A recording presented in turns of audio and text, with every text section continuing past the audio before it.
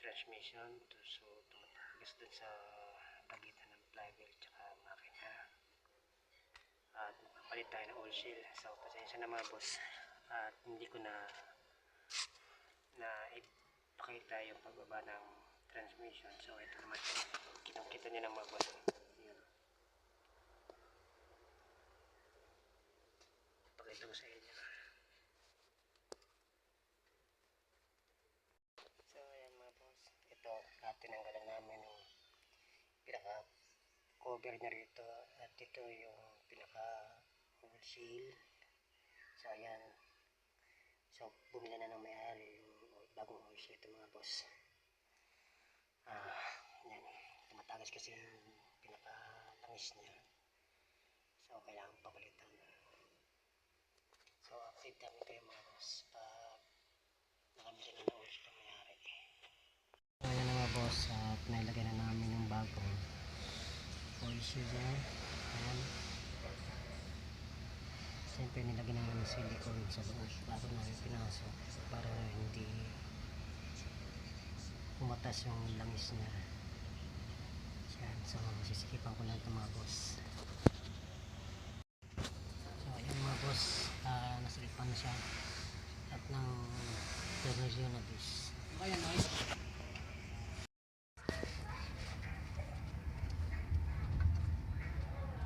kita ba?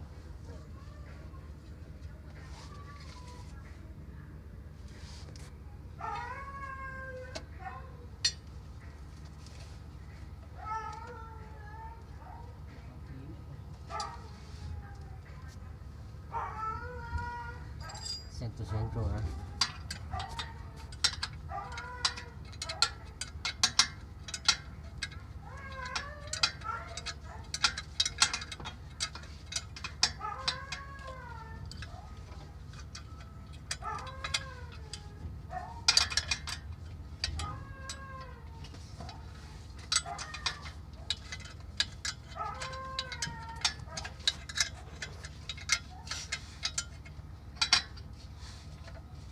So ayan na mga boss, nakabit na namin yung transmission. So ayan, nakompleto na hanggang sa propeller. So ayan, so pa-under yung namin ito para malaman namin kung tatagas pa ulit. Ayan.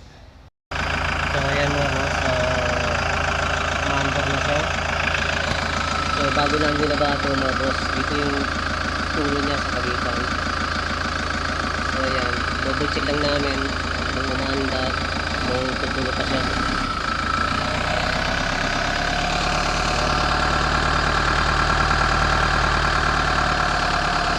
Hanggang sa bandang taas mga boss, yung parang ito na yan. Ito yung diesel dyan, so kaya check namin kung tutulo pa. Sinigit pa na namin dito taas kung kapit-check yan ng diesel.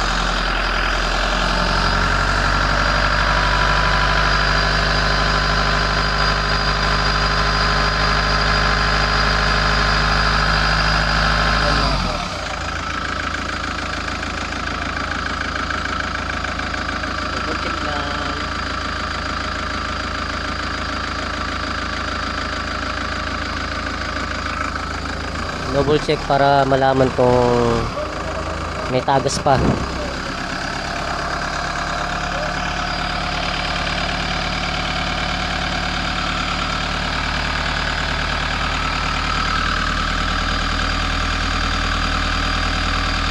mga boss, kung makikita natin, so wala pa siyang tumatagas na langis. So, double check lang. May kita yung ano? Ha? Propeller? Oo, inikita na. Sure ka? Oo, inikita na ni Patrick.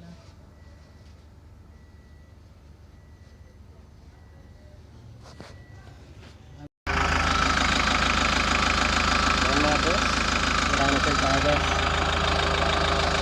Hanggang sa